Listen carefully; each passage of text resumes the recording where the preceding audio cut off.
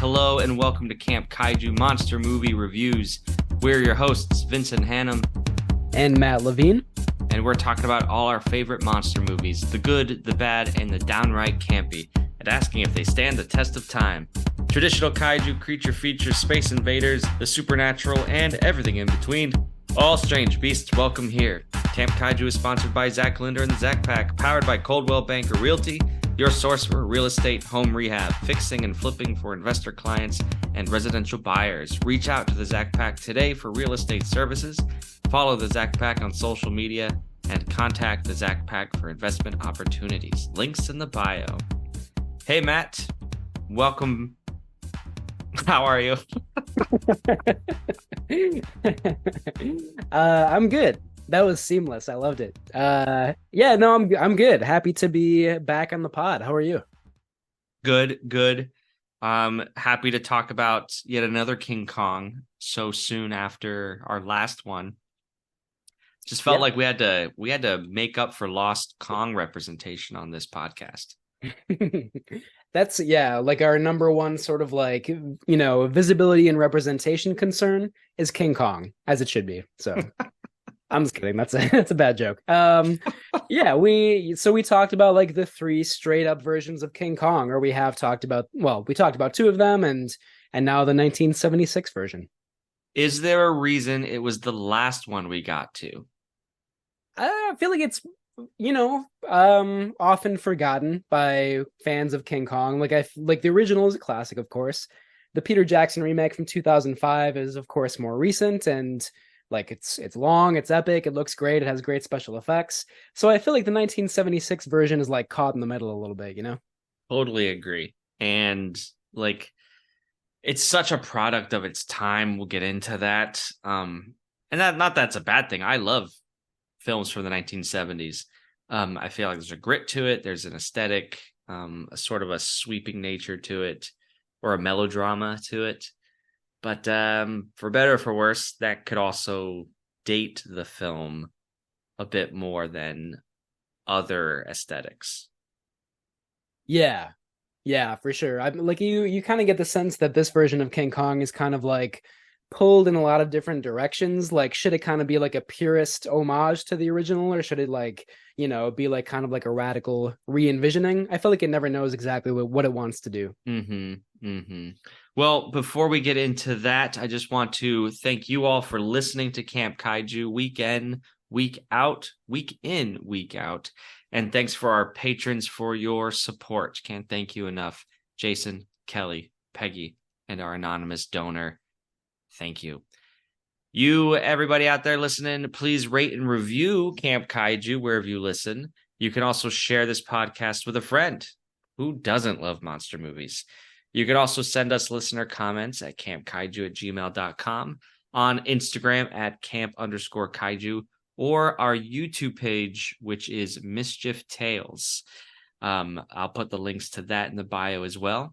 You can also check out our website, campkaijumoviereviews.com. Spooky season is next week. So we have some really fun, really campy movies lined up. Matt, do you want to go into that a little bit? What we can expect in October on Camp Kaiju? Absolutely, yeah. So first off, but in no particular order, I'll just say, Plan 9 from Outer Space. The Ed Wood masterpiece, one of a kind. I can't wait to talk about that one. Shortly after that, we have a similarly kind of so bad it's good classic, Troll 2, which has to be seen to be believed. Can't wait to talk about that one. Yeah. And then the last one for October that we're going to talk about is The Toxic Avenger, to finish our spooky season guilty pleasure extravaganza. And Day of the Triffids. Oh, how could I forget? Day of the Triffids. Yeah. Which I've wanted to see for a long time. Killer plants. You can't go wrong. The oft-overlooked killer plant genre. Day of the Triffids, Little Shop of Horrors, and one that has been requested more than once from listeners, Attack of the Killer Tomatoes from the late 70s. It looks It looks delicious. I can't wait to see it one day. Nice. Yeah. Yeah, I would love to see that. There's also The Happening by M. Night Shyamalan, which I think actually you can certainly go wrong when you make a movie about killer plants. I think that's often how it goes, and that's a good case in point. But Uh-huh. that's one of the charming things about the subgenre. Yeah. Yeah, let's explore that subgenre, shall we? Yeah. There must be like a particular term for it, although I can't think of it right now. Hmm. Plant exploitation, maybe. Well, that's what we're calling it from now on. We have to. Throwing this out there to all of our listeners to put on your radar, is the Twin Cities Horror Festival. It is a theater festival running from October 19th through the 29th, featuring a play that I wrote about a killer handsploitation, if you will. It is called The Hand That Washed Ashore. And on Friday, October 20th is our opening night. We'd love to see you there. We'll call it a opening night Camp Kaiju bash. Like, just come out, represent, say hi. We'd love to see you and enjoy some monster theater. I can't wait to see it. I've seen one play that you were in, although I don't think you wrote it. But I read another one of your scripts that you wrote, and yeah, I'm a big fan of your work, so I can't wait to see this play. Thanks, man. Yeah. And gotta shout out your own work. Matt has a novel. It's called Hollow. It's been out for a while, but it is perfect for spooky season. It's about witches and ghosts and Demons. Yeah, yeah. Wisconsin / Midwestern horror is my vibe. Yeah, I love it. I love that too. Thank you for shouting out the book. I appreciate it. Yeah, it's good. It's really dark, but I love it. Yeah, I've some other people have mentioned that to me. Like, yeah, I mean, like, I didn't like people that know me in person. It's like I didn't think it was going to be so dark, which I kind of take as a compliment, you know? Mm-hmm. Yeah, wait until you see my killer hand play. You'll never think of me the same way again. Awesome, man! I'm so excited. All right. King Kong 1976. Matt, what's your personal history with this film? I actually saw it for the first time relatively recently, a couple months ago, maybe like late July, I think. I had never seen it before then. I was always curious about it. Of course, I love the original King Kong. And then I watched most of it again before recording this episode. Yeah, it's a weird movie, and I think, fans of the original King Kong or just monster movies in general, if you haven't seen it, check it out. It's worth it's just so unique. It's kind of a product of its time, as we briefly alluded to. So yeah, it's a weird little oddity for sure. Yeah, my personal history of this film is similar to yours. I didn't see it until a couple of years ago when I got into watching kaiju movies I hadn't seen before, seeing the remakes of classics or sequels. There's a sequel to this movie, this version of King Kong. Yeah, I did know that from like the early 80s, right? Yeah, same director, and I have it on DVD. I got it from Video Universe. Rest in peace. Yeah. I can't wait to watch this because I know it is critically pretty ill-regarded. Those can be my favorite movies sometimes. I know, yeah. So as long as it's not boring, right? As long as a movie, it can be terrible, but still just don't be boring. Then I'm on board. Boredom is the cardinal sin of movies. I totally agree. Yeah. Does King Kong Lives have any of the same cast as this movie? Jessica Lange or Jeff Bridges or anybody? No, not that I know of. Not the stars. Linda Hamilton is in it. Oh, cool. And Brian Kerwin. I don't know him. I don't know any of the other names, but Linda Hamilton. Well, I'm definitely intrigued. Yeah. All right, movie night. So the plot synopsis of this King Kong, we're not going to go into it because it is the King Kong traditional story. Now, there are some notable differences. The film is set in the mid 1970s, and rather than you have Carl Denham in the 33 version. He's a maverick filmmaker. In this 76 version, you have a man who's leading he's leading an expedition to find oil reserves for an oil conglomerate called Petrox. So he serves as the denim character. I think those are the main differences, you think? Yeah, I think so. I would say maybe there aren't any dinosaurs on the island in this movie, and I think like more story time is devoted to the relationship between Kong and Dwan, as the character is named in this movie. It's kind of like the version of the Ann Darrow character from the original film. Mm-hmm. We have the World Trade Center instead of the Empire State Building at the end. But yeah, aside from that, it's pretty much, the same story. Yeah. Speaking of the cast, playing Dwan is Jessica Lange. This was her first film. She was an unknown at the time. Playing opposite her is Jeff Bridges as Jack Prescott, who is substituting for the Jack Driscoll character in this case. Jeff Bridges, at this time, young leading man, Hollywood star. He had been in movies like in the early 70s, like The Last Picture Show. What other movies was he in the 70s? He was in Fat City, which is a John Huston movie, a boxing film that's supposed to be good. I've never seen that. Thunderbolt and Lightfoot. Clint Eastwood was in that movie as well. That's another one that's supposed to be very good, although I haven't seen it yet. But yeah, I mean, I think this was relatively early in his career. I think he started in the early 50s as a kid, and he was in like TV shows and like little bit roles up until the 70s, but his career didn't really take off until then, I think. Right. He had a bit part in High Noon as a kid. I did not know that. His dad, Lloyd Bridges, is in that movie. Oh, of course, yeah. He's like some stable kid who like says something cheeky to Lloyd Bridges or something. Cool. I had no idea he was in that. Yeah. I did read that he was in an episode of Lassie, so that's a claim to fame, I suppose. Yeah. So yeah, definitely a name at this time.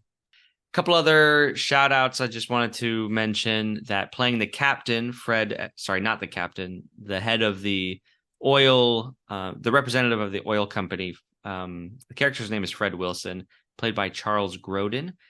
And then Captain Ross is played by John Randolph.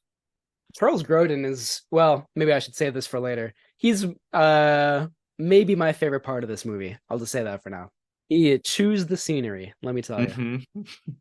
So the film was directed by John Guillermin. He had done The Towering Inferno, I think, shortly before this movie. French-British director. Don't really know a lot about him. I think he was kind of like a temperamental figure on set. He got into a lot of arguments and shouting matches and stuff like that.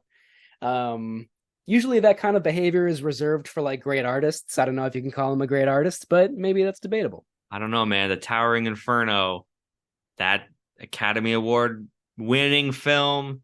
I don't know if it holds up, but it's a memorable movie. Yeah, it is for sure. I think that's one of many movies that the Oscars got wrong, but that's my opinion. Not to be, I feel like I'm really hating on John Guillermin right now. I'm not, I don't feel strongly about him, I guess, but ooh, John Guillermin. Yeah, I'm the president of the anti-John Guillermin anti-fan club. The screenplay was written by Lorenzo Semple Jr., who I don't really know very well. I'm looking, The Parallax View, 3 Days of the Condor, two very good, like, paranoid political thrillers from the 70s. So yeah, he's a good writer. He wrote some episodes of Batman, the original TV series. So yeah, some good credits on his resume. Nice. The film is produced by the one and only Dino De Laurentiis, the famed Italian producer. We talked about him with Orca the Killer Whale. He had been producing films in Italy for a number of decades, right? For a while. Yeah, I think he started in the 50s and he worked with some really great directors like Fellini, some other good ones too. Nobody's really coming to mind right now, but yeah, he had a long career. Yeah. Then he comes to Hollywood in 1975. King Kong is his I think it's his first American picture. I think you're right. Yeah. Yeah. And of course, he goes for the biggest American movie title he can think of. And he produces this film. He produces the sequel, King Kong Lives. He also produced Piranha 2: The Spawning. So for as many great titles as there are on his resume, there are some questionable titles as well. But I think that's part of his charm. Mm-hmm. I love this dude.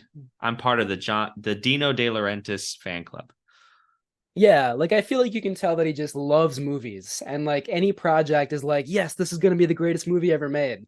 And yeah, like you said, that leads to a lot of bad movies, but also some really great ones. And it's hard not to like somebody like that. Yeah, for sure. The music by John Barry, who scored a lot of James Bond films.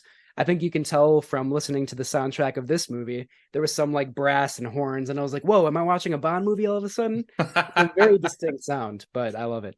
Yeah, it's a treat to have his score. I think it does a good job at setting the tone for that kind of melodrama of the film.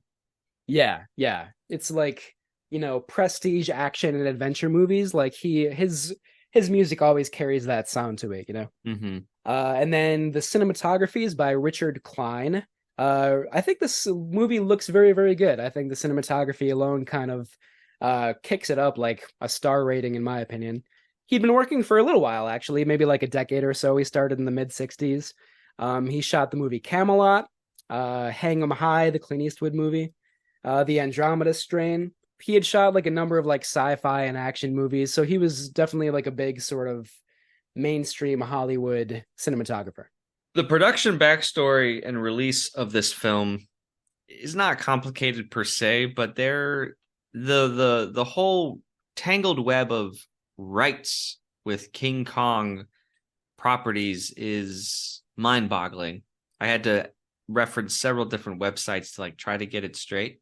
Mm-hmm. But in terms of King Kong 1976, Dino De Laurentiis went to RKO in the 1970s, and RKO wasn't even like a functioning movie studio at that time, but they had the rights to the film or the title or the property, and they sold it to Dino De Laurentiis.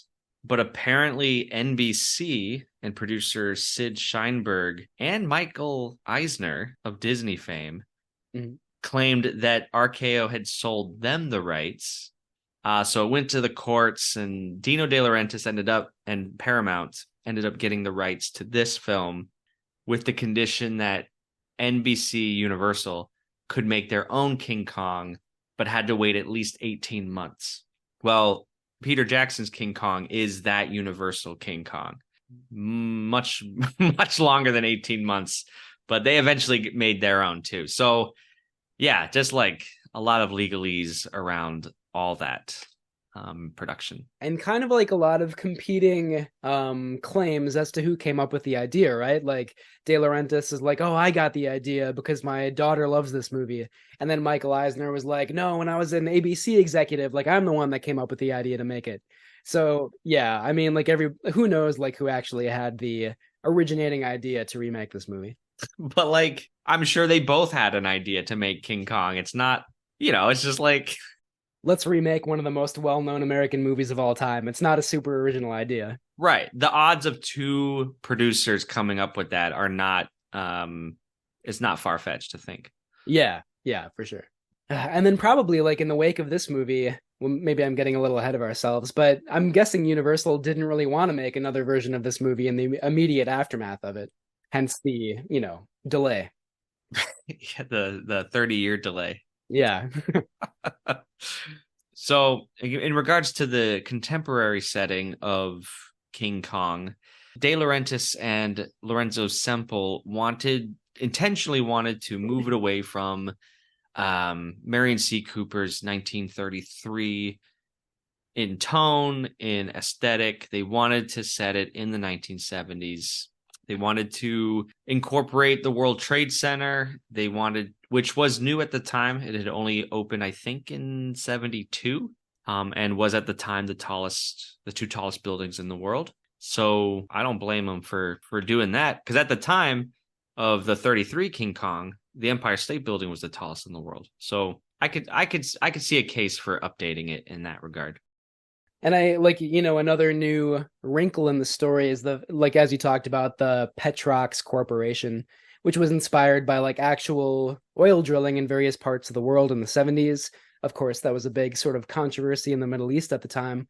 So I think that was kind of an attempt to reflect what was going on politically in the world also. And I kind of admire that update as well. I do too, actually. I was like, oh, I like this. Because how many movies do you get that incorporate the 1970s oil crisis that we all know about? Yeah, right. After doing a little bit of research beforehand, yeah, for sure.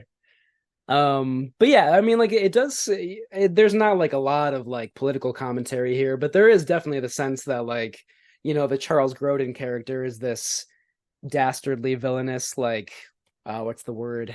Imperialist kind of, like trying to sort of like exploit the world, which obviously he does with King Kong at the end, bringing him back to New York and whatnot. So yeah, I think there's like a shade of political commentary there.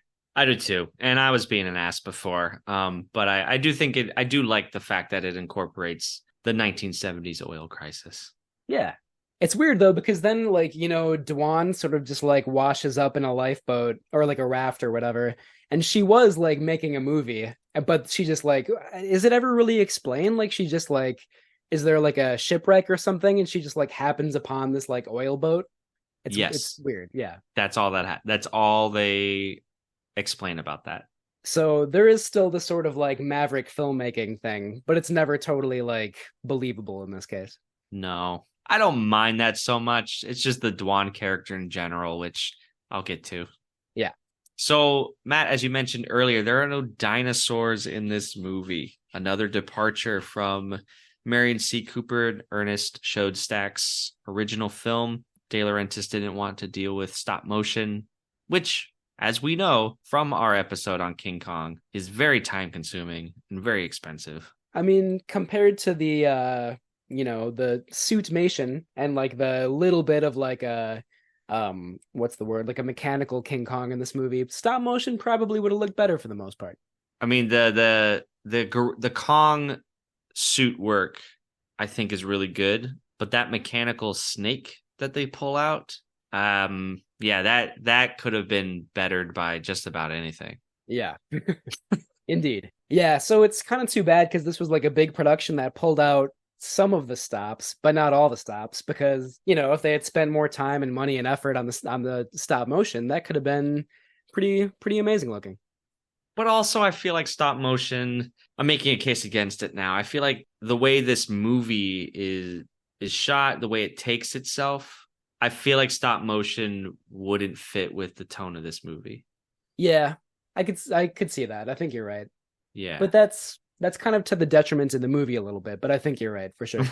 Right. That's like a weird catch-22 with this film. That I'm conflicted with this movie. I really am, because I think it conflicts with itself, like you said earlier. Yeah, definitely.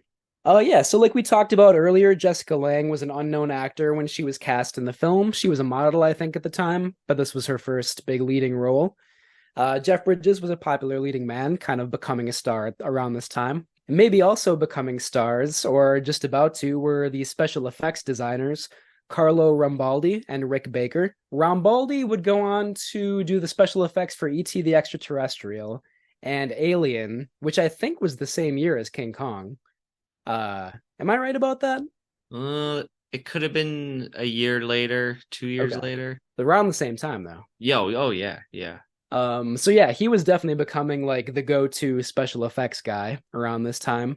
Rick Baker, of course, would go on to do An American Werewolf in London. The Howling, I think he did as well. Mm-hmm. Some other non-werewolf movies that are not coming to mind right now. Harry and the Hendersons. Oh, of course, yeah. One of my favorites. Men in Black. Yep. Did he do Death Becomes Her as well? Or that was a lot of CGI, I guess. Maybe not. Maybe, I don't remember confidently enough. But yeah, multiple Academy Award winner. His makeup effects are iconic. Yes. So yeah, you have two special effects geniuses working together on this movie. And did you know Rick Baker plays Kong in the suit? I did read that. Yeah. It's cool. Sort of like Subaraya, right? Although he never really got inside the suits, but No, yeah, no. I take it back then. Not like that at all. But yeah, that's pretty cool.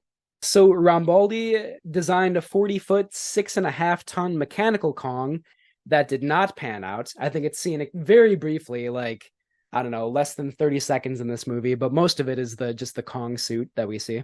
This is the most bonkers stat of this movie, that this giant robot gorilla was built. And of course it didn't work. You see it for the briefest of moments in the finished film, and it looks like a 40-foot statue. It doesn't look like the animatronic suit work that is featured mostly in the film. It definitely doesn't look like an animal that like moves and sort of behaves like an animal would. It's a hunk of metal basically. So that's unfortunate. I think there are like various like animatronic faces that we do see in the movie, like more miniature versions of like what the robot might have been like. Robot's not the right word for it. The mechanical version. And there was like a mechanical arm and hand, like a full scale version that was created for the film that's featured a little bit more prominently. But yeah, the full version is barely glimpsed. They should have cut it completely. Yeah. It's like, I mean, I feel like we have to talk about Jaws on like every single episode of Camp Kaiju, but it's kind of like that, right? Like the animatronic shark like didn't work at all, and that's why Spielberg had to like shoot around it and use like implication and suggestion and stuff like that. King Kong does not use implication or suggestion, but like just in terms of like the malfunctioning special effects, they have that in common. Yeah, yeah. I appreciate the Jaws reference though. Yeah, every episode we have to. Okay. Okay, you heard it, folks. The film King Kong was released, and we're gonna get to Jaws actually here. The film King Kong was released in December of 1976. It was being like the production team was using Jaws as the benchmark for this kind of blockbuster, and it did not meet the box office numbers of Jaws. Although it was a success in its own right, it opened number one its weekend and finished the third highest grossing film worldwide for 1976. NBC did pay for the television rights and aired it in 1978. And listeners fact check us on this. I read that 45 more minutes were added to the television version of this film. I read that too, but I don't know what they possibly could have added. Yeah.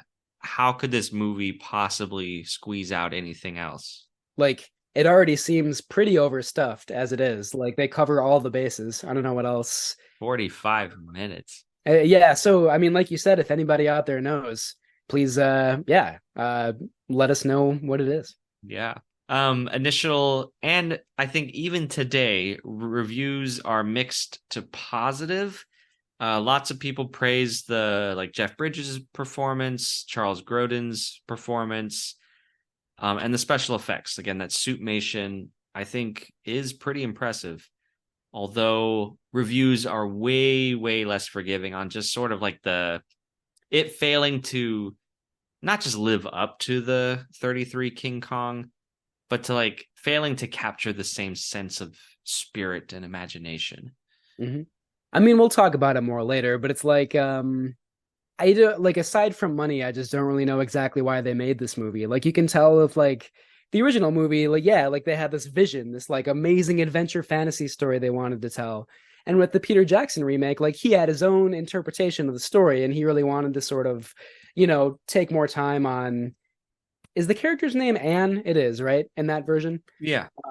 Her background as an actress and then like her relationship with Kong. So you know why he wanted to make that movie too. With this, it's like, so you just wanted to remake it. Like why? I don't know. And I think you see that in the special effects too. It's like they just kind of were like, what can we do to like recreate the look of the original? Like they don't really seem to have like an original and inspired take on it.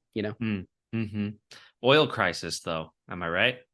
That is like one of my favorite aspects of the remake, but it's not much. It's like a very small part of the movie. Yeah.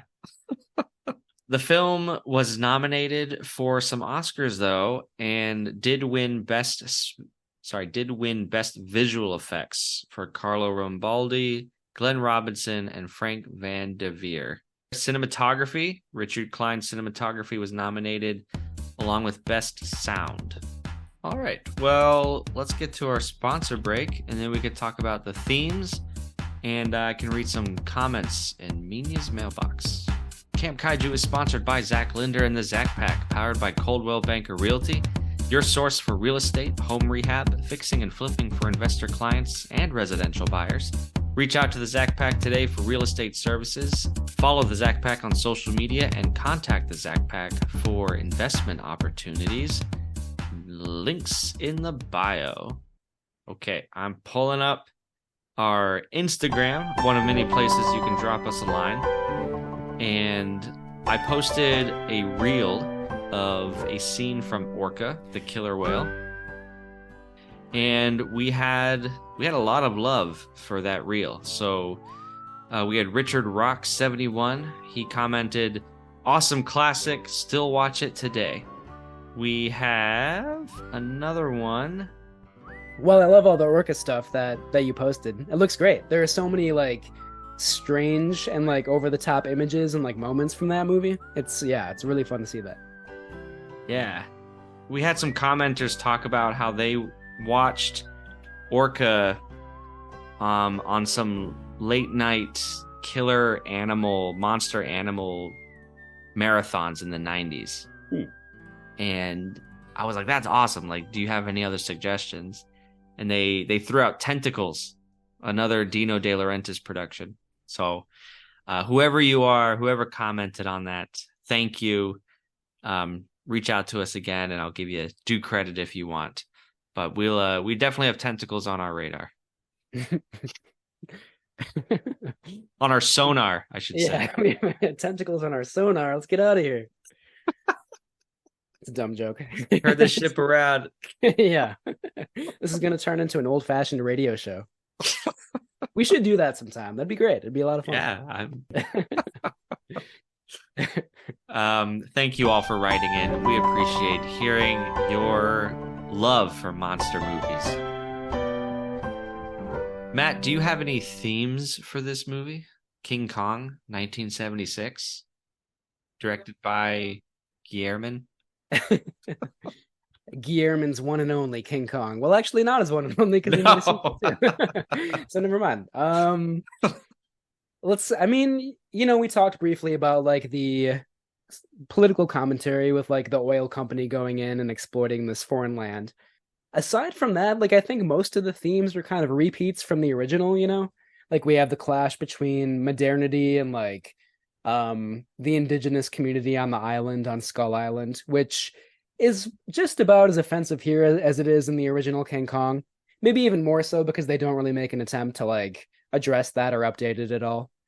But like I guess what I'm getting at is that like it's kind of asking, like what's the real, like what is the value of civilization if like somebody like Fred can go in and be so sort of callous and like exploitative? Like what does civilization mean? That kind of question, Mm-hmm. It's repeated here a little bit. I think like what separates humanity from the animal kingdom, if anything, like Kong is probably more sympathetic and more human than most of the human characters in this movie. And I'd say Kong here is more human-like than in the 33 version. Yeah. I feel like there's more effort to, I don't know, make Kong and, in this case, Dwan's relationship a bit more human, a bit kinder, more relatable. Yeah, and I do like that update. Like and Peter Jackson again goes even further with that, and like Naomi Watts gives a really, really very good performance in that version of it. But yeah, I think it's very well done here as well. And I think like the expressions that we see on Kong's face, yeah, certainly they're more human. There's like more of an element of humor, of vulnerability, of love. So yeah, that part of it is well done, I think. Yeah.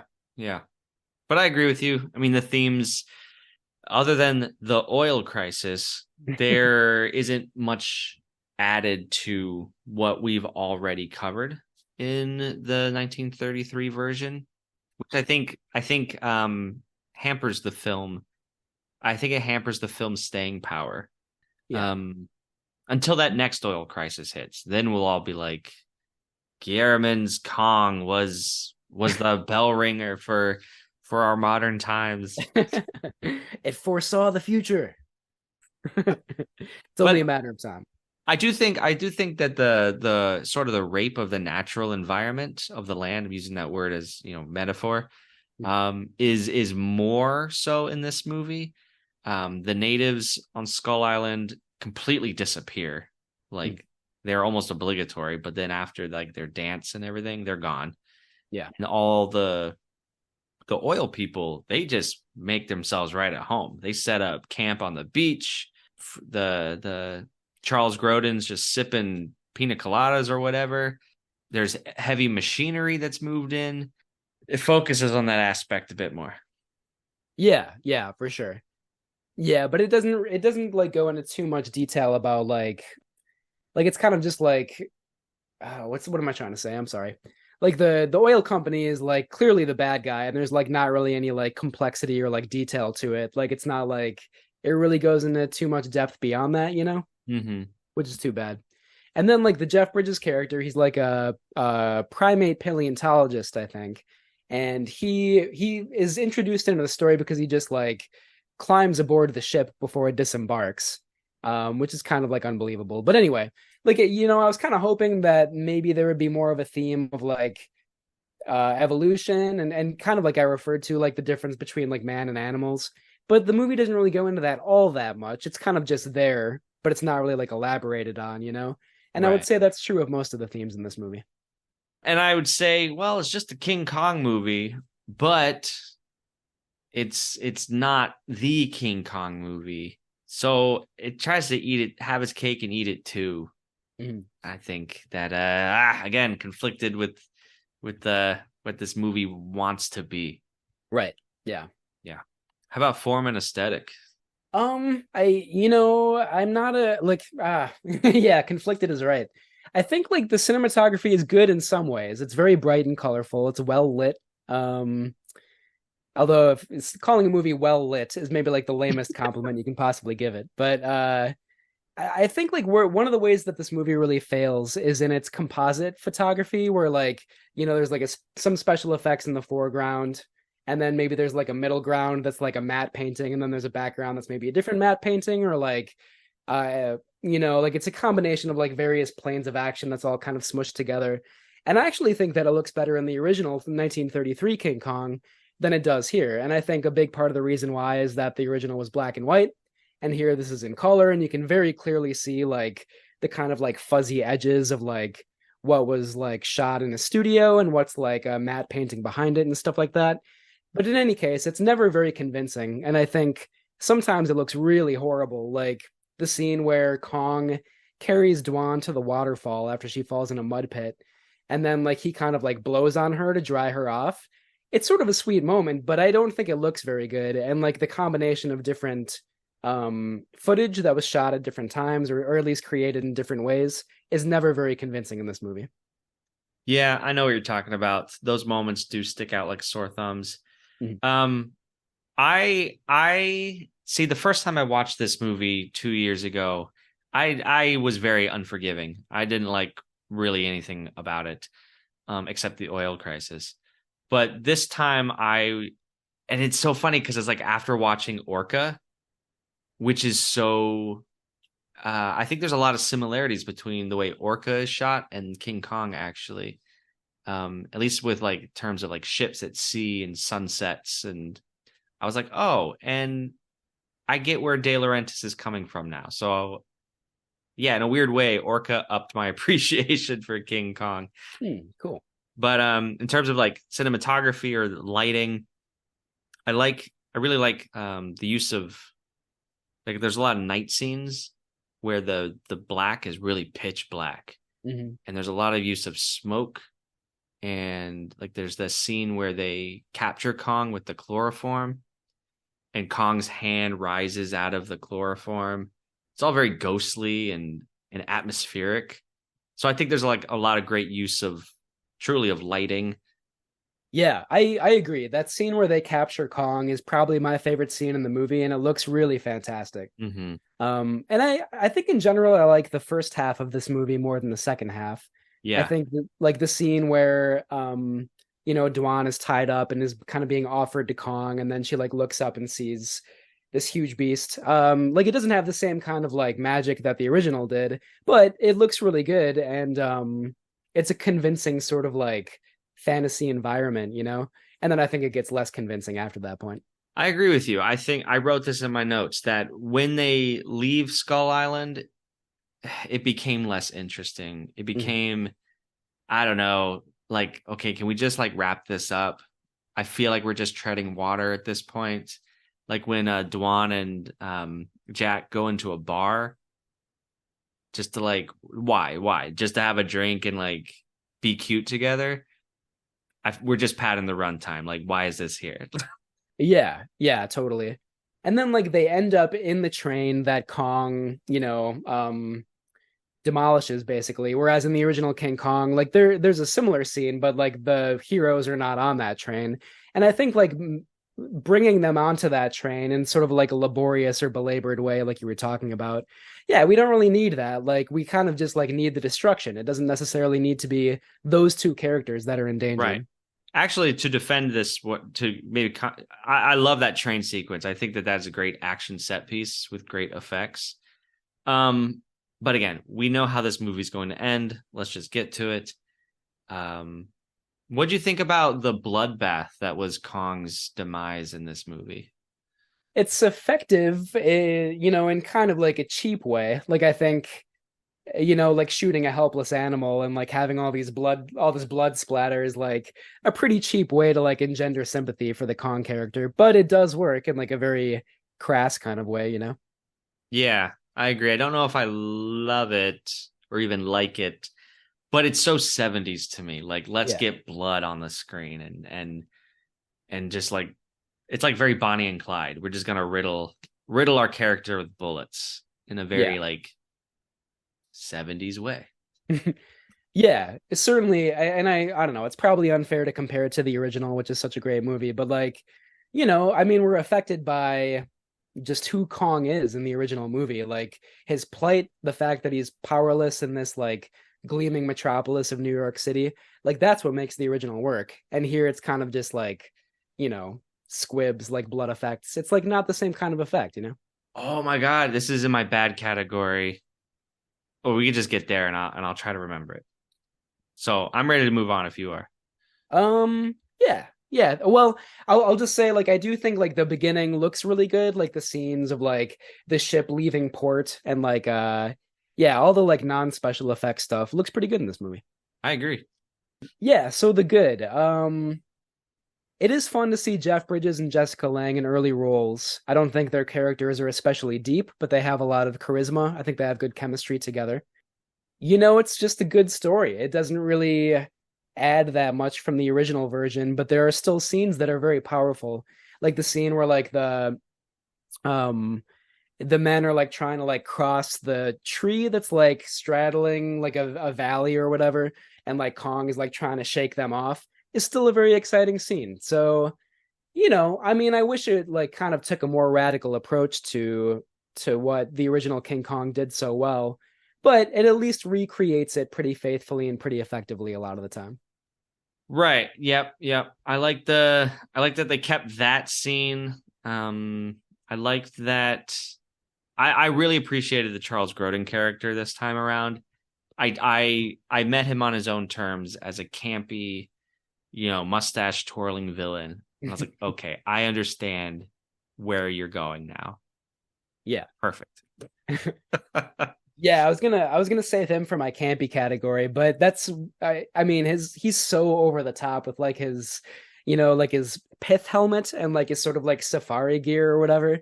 It really seems like a very like over the top flamboyant parody of like somebody who thinks that he's an explorer. And it's Hmm. very, very funny. Yeah, yeah. I've covered a lot of what I loved already. I love the suitmation actually. And I love some of the use of set. Like you could like this was shot on not only on location but also in a studio, and I like the way that those sets are constructed with the mountains and the black the black drop, the cyc or whatever behind them. Yeah, I think there's some effective staging in this movie. Yeah, yeah. We did already bring up the moment where they capture Kong, but like the big kind of wall set in that scene, it's great in the original too, but like here it's really well done. It looks fantastic. I don't hate the World Trade Center ending. I it's you know I there's the fun moment where like Kong leaps from one tower to the other, and like that moment itself, I was like, okay, I'm glad that you like changed the setting at the end here. That's a lot of fun. Yeah, I don't hate it either. So I kind of like that. Yeah, yeah.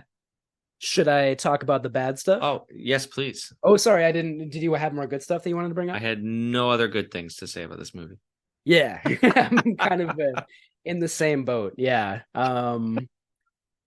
Yeah, I mean, like the suitmation itself isn't bad, but like I mentioned before, I think like the composite photography looks pretty sloppy. I think special effects in general were at like a weird in between in the 70s, where like before that you had like good Ray Harryhausen like stop motion animation. And then after that, like starting in the 90s, you had some good CGI, some terrible CGI, but also some good stuff. So here it's just like, what do we do with special effects? Like I know Rambaldi and Baker are like, very good and very innovative, but it just like in comparison doesn't look all that great here. Yeah, a move to mechanical uh machines and devices, which they did better than anybody, but sometimes you can miss, I guess. Yeah, exactly. But I think for me the thing that I dislike the most about this movie, and I kind of mentioned this before, but I just don't know why they made it, except for like the desire to make money. Like they didn't add anything significantly to the story, except for the oil crisis. Um, but yeah, I mean, aside from that, like like they did deepen the relationship between Juan and Kong a little bit, but like, yeah, this to me seems like a pretty blatant cash grab, and that's always a very unfortunate motivation to make a movie. I'm not on board with like yes, Kong and Dwan's relationship is deeper, but I would argue it's even creepier and perverted than ever before. Rick Baker's eyes behind that mask, like when they light up, I'm like, okay, chill, dude. You're 40 feet tall, okay? Yeah. I don't want to imagine anything more about what's going to happen here. Yeah. Well, like that, the waterfall scene, I just feel like the team is pushing the boundaries of like how intimate are these characters going to get? Mhm. And I guess depending on your taste, you're either like, oh, it's fine, it's a cute love story, or you're like, this is kind of weird. I don't know where this is going. Yeah. Well, yeah, and so many perhaps unfair comparisons here, but like the Peter Jackson version, their relationship is loving and like pretty like platonic, like they Hmm. become quick friends or whatever, Kong and Andu. But here, yeah, like I think maybe because Jessica Lange is so sexualized, it does take on a more perverse element in this movie. Yeah, yeah. Also, just Skull Island. I know this movie, the take on this movie is more of like a drama, romance film, what have you. I'm just really missing the sense of danger on Skull Island. The snake doesn't cut it for me. King Kong is fine, but I think King Kong is also defined by his other animal rivals. Yeah. If it's a T-Rex or what, but that snake, if that's the best you got, it's kind of lame. Skull Island. Yeah, indeed, yeah. And it seems like the Skull Island scenes in general in this movie are like less than or about equal to like the lead up and like what happens afterwards back in New York City. Whereas in the original, like, like we're there for like what's on the island. That's the most exciting part of the movie. So yeah, it's unfortunate that this movie doesn't really offer us that. Yeah, that's where I'll leave my bad stuff. How about campy stuff? The one and only Charles Grodin, Seagrode, as I call him. Yeah, I love him in this movie. I feel like he knows what he wants to do with this movie. He's Mm-hmm. trying to make like a campy, over the top, funny, yeah, performance parody, like I said before. And like I feel like if other people were like trying to do the same thing that he was doing, maybe I would like this a lot more. But yeah, he's great. The Jeff Bridges character is kind of campy in a way, just because he's like running around shirtless, and he's like clearly supposed to be sort of like the sexy ape man himself a little bit. So I guess that's kind of funny and campy, but not in the same way that Charles Grodin is. How about when Dwan referenced Deep Throat in this movie? Yeah, that's a little too on the nose, I think. Maybe that's a bad expression to use there. Yeah. Yeah. I was like, this is not good. Don't do this. It immediately dates your film, Yeah. even then, right? Like, we get it. Yeah, exactly. I think there are some other references like that too that are not really coming to mind right now, but some like very 70s things that just like are dated immediately. When King Kong is on the top of the World Trade Center and the helicopters are flying around him, uh, I'm gonna say green screen is used. Um, and it is just like a wild whirlwind of helicopters swirling around Kong. But like the helicopters are at times as big as Kong himself. Yeah. Like there's no respect for ratio with the use of green screen in that sequence. Yeah. Yeah, and that's kind of what I mean by like the sloppy composite cinematography. Like they never really do a very good job of like matching perspective or size or anything like that. So it's a little sloppy. Yeah. And sometimes that can look kind of just like cool and weird and surreal, and I don't mind it sometimes, but here it's like you're like this is a huge Hollywood production. You're supposed to like put more care into this, you know? Yeah. All right. Well, if you don't have anything else, I think we can get down to our breakdown, our final rating. So as usual, our ratings on Camp Kaiju are number 1, it's a timeless classic and definitely stands the test of time. Number 2, there may be some antiquated moments, but overall it's great and stands the test of time. Number 3, it may be historically significant or just fun, but it does not stand the test of time. And our lowest ranking, it is not worth revisiting and definitely does not stand the test of time. I'm interested. Where are you at with this movie? I'm going to give it our second lowest ranking. I think it is fun at times. I think sometimes it looks good. But yeah, it does not stand the test of time. I absolutely will return to the original King Kong. I've done so already numerous times, and I could see myself rewatching the Peter Jackson one as well. But here it's like you see it once and you kind of know what it is. I don't feel the need to revisit it again. Actually, I agree. I think there are some fun moments. I don't think it's historically significant. I think it's just a remake of a classic movie that, for better or for worse, pales in comparison to the original. Mm-hmm. And once you've seen it, it's for me, it was hard to get back into it. But I know this movie is loved by a lot of people.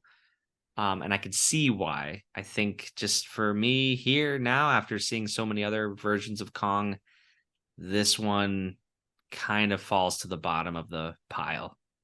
I agree. For people that love other versions of King Kong, I think they should see this just to like be a completist and like compare it and all that. But yeah, it's the worst one that I've seen. Until King Kong lives. Yeah. Well, who knows? Maybe that'll be better. It's possible. Only one way to find out. Yeah, exactly. I forgot one of my favorite campy things, which is just the name Dwan itself. I think it's hilarious that like it's not Anne and it's not Dawn, it's Dwan. I love that. I wanted to make sure that I said that at some point. Oh, Dwan. We hardly knew you. Yeah. Well, this was fun. I'm glad we got to talk about another King Kong. Yeah, me too. I mean, like you've said in a past episode, now we'll have to watch the Kong Skull Island movies to be true completists. Yeah, I Well, you've think already seen them. I have not, though. there are maybe at least 6 other Kong films out there. Hmm.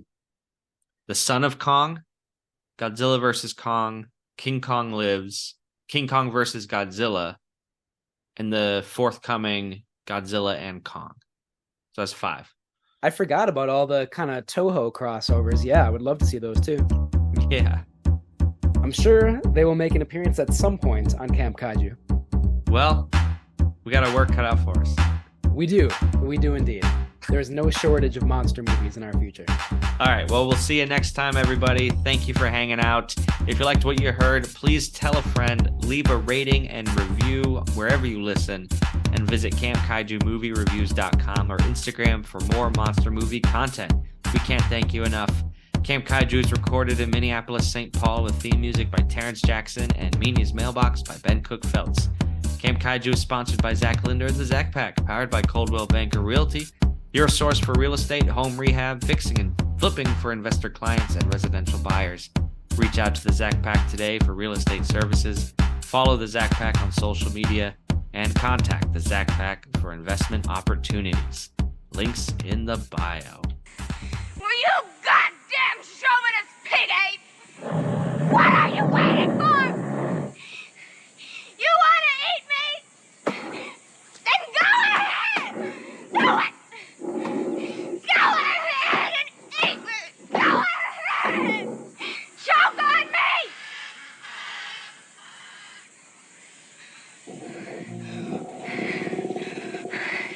Oh, I didn't mean that. Honest, I didn't. Sometimes I get too physical. It's a sign of insecurity, you know? Like when you knock down trees. Such a nice ape. Such a nice, sweet monkey.